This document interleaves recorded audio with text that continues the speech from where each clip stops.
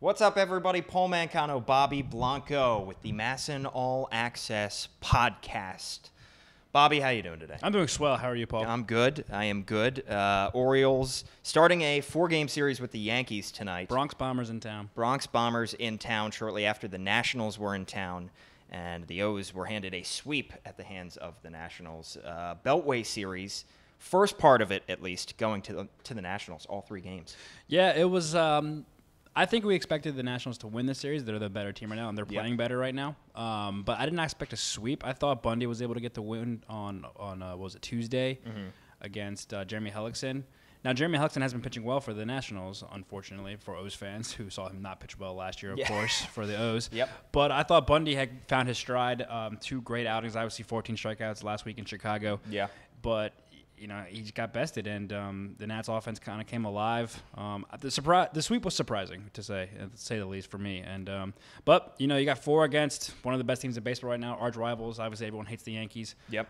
So it'd be nice to win this series, and the Orioles were able to take 3 out of 4 in New York a month ago. So hopefully they'll be able to do the same thing here at home. Yeah, and some of those games were quite exciting. One of them being the Pedro Alvarez grand slam in the 12th inning that ended up turning that tide. The same game actually that featured that Michael Givens' amazing stop at home. So hopefully there were more exciting things in store for this series. But I'm glad you touched on Dylan Bundy because he's somebody who I would say to start the year, especially considering that amazing opening day start, I think people tended to have higher expectations for him. He was thrust into the ace kind of role this season, considering the fact that they were missing that there was so much turnover with the starting rotation. And he's just been off and on. He's been very inconsistent. Part of it, I think, has been due to the fact that he's faced, good teams one night and bad teams the next. But he has to get more consistent at some point, you'd think. Yeah, he started off the season really hot, really well, and he wasn't winning games. Obviously, we talk a lot about how pitchers' records don't matter that much because they don't really show the whole story. Yeah, but outdated. Correct, but he definitely should have gotten a couple of those wins to start the season. He didn't. Just the way that the rules are set. But, yeah, and then he went through that tough stretch. I mean, he obviously didn't get out of the first or didn't give an out against Kansas City here at Camden Yards that one outing, and that was kind of the low point for him. I expect Dylan Bundy to still have a solid year. I mean, he's just too good of a pitcher not to. He'll figure some stuff out. We saw what he did last year from start to finish. I think he tired out at near the end of the season just because it was his first full season as a starter. Exactly. People forget that. And so, even the best pitchers have bad outings, so it's something you just got to shake off, got to have a short memory, and hopefully we'll have a good stretch run. And, he maybe with that outing, and I think the outing before that aside, he can possibly be one of the O's representatives in the All-Star game. I think a lot of people who've watched this team over the first couple months of the season would say his margin for error is a lot smaller than it might have been last season, considering how poorly the bats are hitting.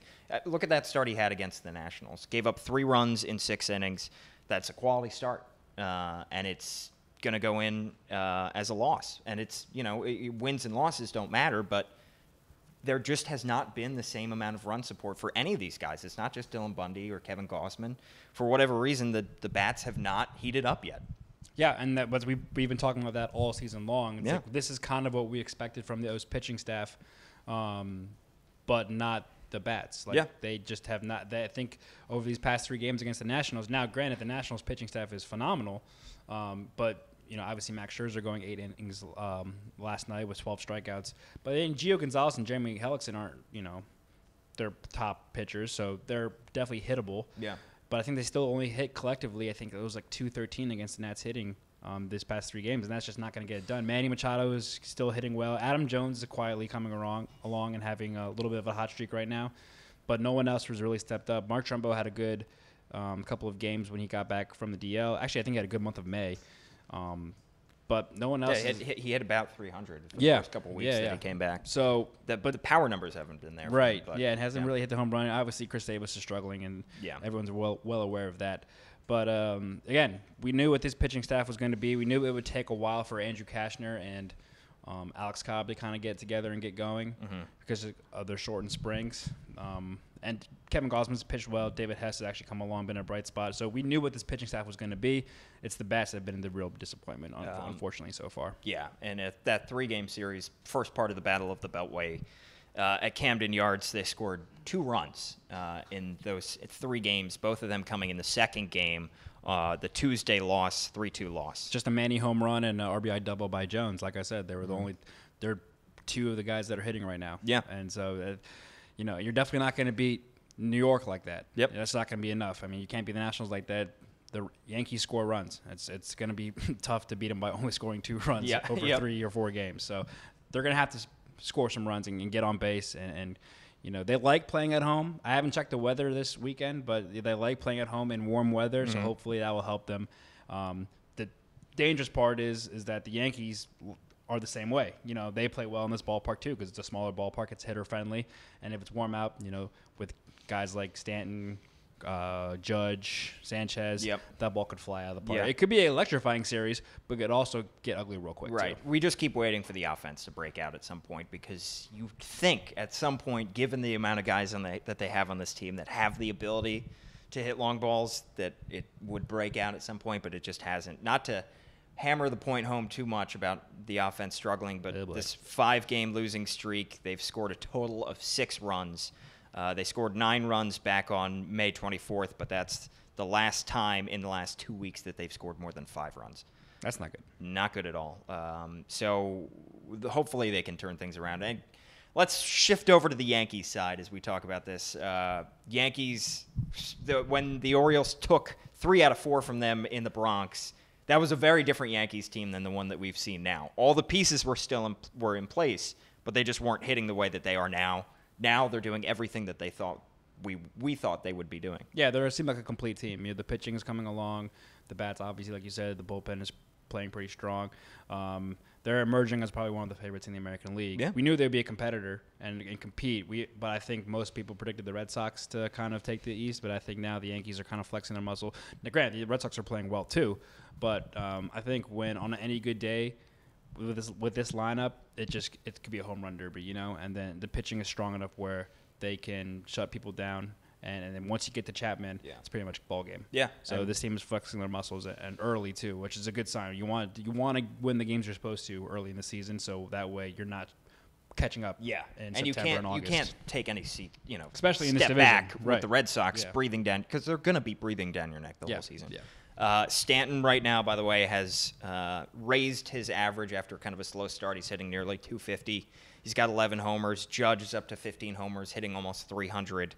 Didi has 11 homers. And Gleyber Torres just won AL Player of the Week, hitting 319 with 9 homers. Yeah, how about the young guys for the Yankees, too? And they just sent down that other young stud who came up for a little bit when they activated Greg Bird. Yes. I forget, I'm blank on his name right now. But, it's not just the big names. It's the young guys, too, that are playing. This is a complete ball club. They're dangerous. They're good. And the O's better watch themselves this weekend. Yeah. It's going to come down to pitching, I think.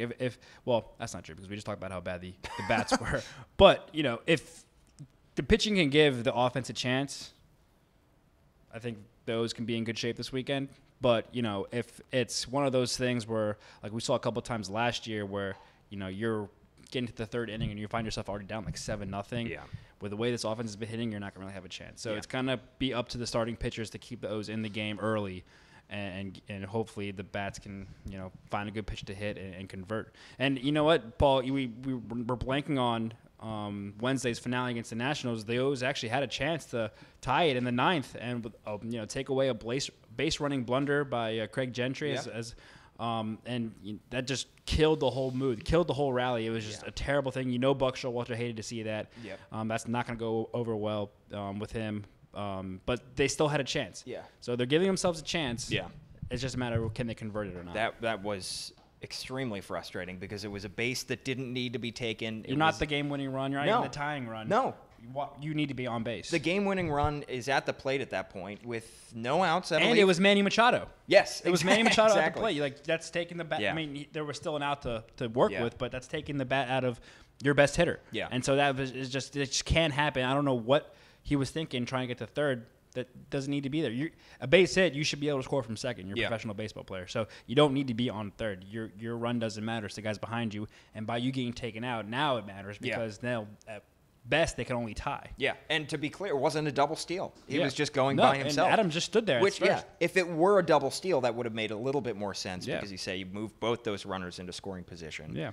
But it wasn't. It did not matter. It's like, all right, if you're gonna do that and you get yourself out, fine. Just go to get out and at least let Adam get to second. Exactly. So a base hit still scores a run. Yeah. Adam couldn't get to second because he tried to go back. Exactly. And so it was just a bad play all around. I mean, unfortunately, that's kind of just how the way the Orioles are going this year. It does kind of it's just you have a chance and then it kind of just crumbles. Right. So that was a huge bummer to see for O's fans. And complain all you want about the bats. That's one of those games where you weren't expecting to get many hits in the first place because Scherzer was on the mound. Yeah. So if you can pull out those kind of games where, you mount some kind of a rally in the ninth inning, you don't touch Scherzer really, but you get to the bullpen a little bit and do a little the night before, it's shown some vulnerability, getting some guys on base. But the Orioles just were not able to push the runs across. And credit to David Hess, he went toe-to-toe with the two-time defending NL Cy Young Award winner and kept them in the game. There's a positive.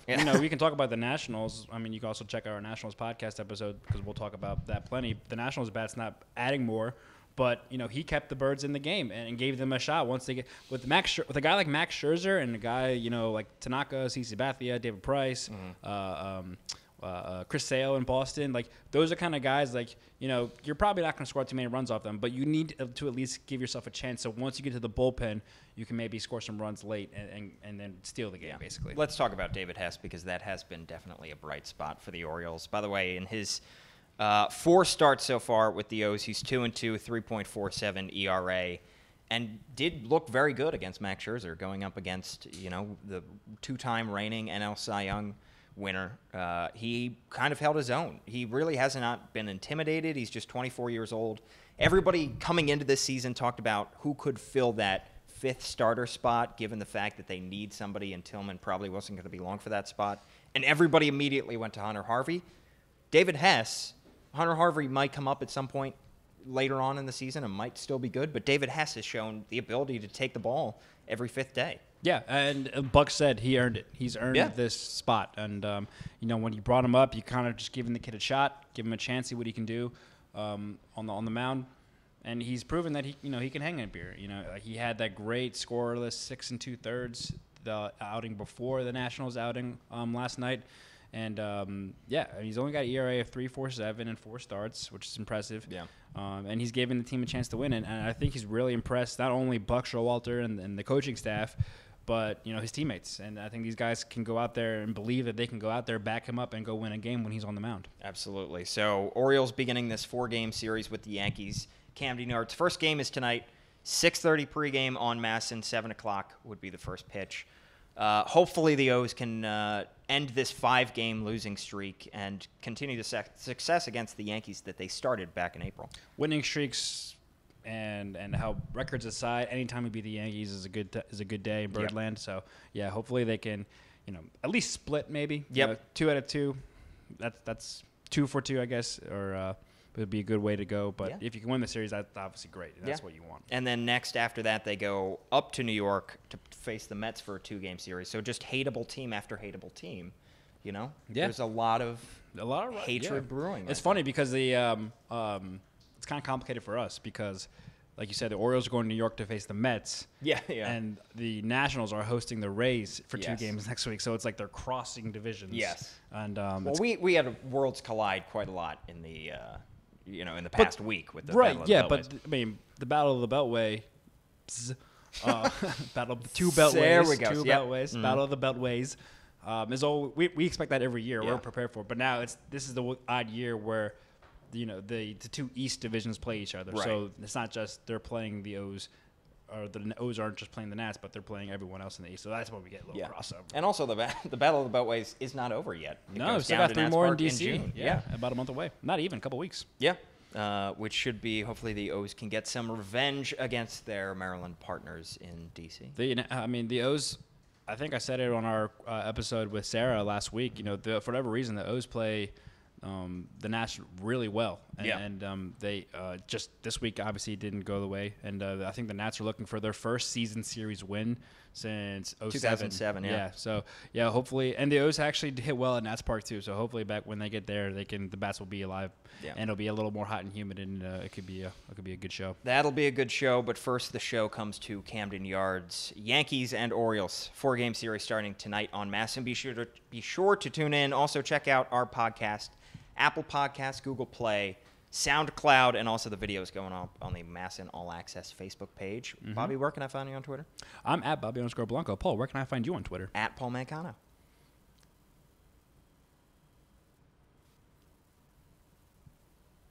God, that was painful.